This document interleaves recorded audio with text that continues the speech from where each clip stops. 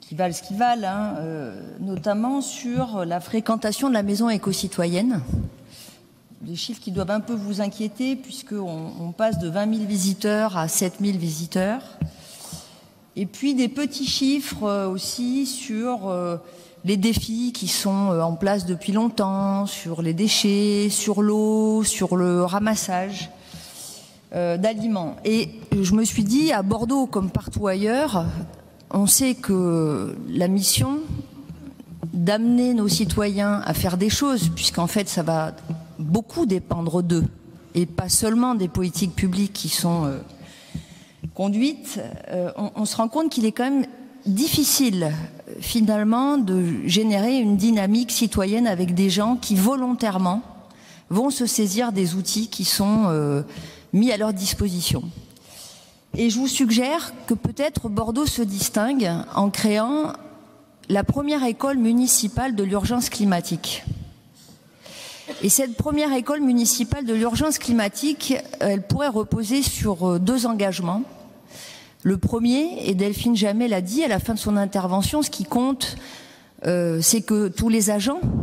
de la municipalité s'emparent de ces questions et puis proposent des initiatives, puisque ce sont des experts de leur métier, donc ce sont eux aussi qui sont capables de voir quelles sont leurs marges de progression.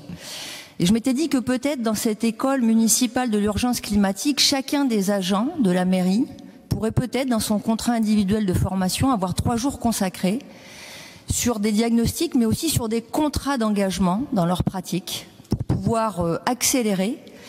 des mises en œuvre, qui puissent en plus être des mises en œuvre qui correspondent à ce dont ils sont capables, parce qu'ils sont capables de créativité et d'engagement.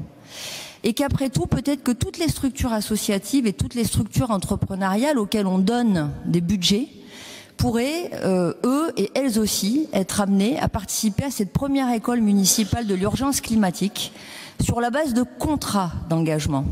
Ce qui nous permettrait, par-delà cette prise de conscience des élus, qui sont, il faut le saluer, de plus en plus nombreux à être engagés sur ces questions,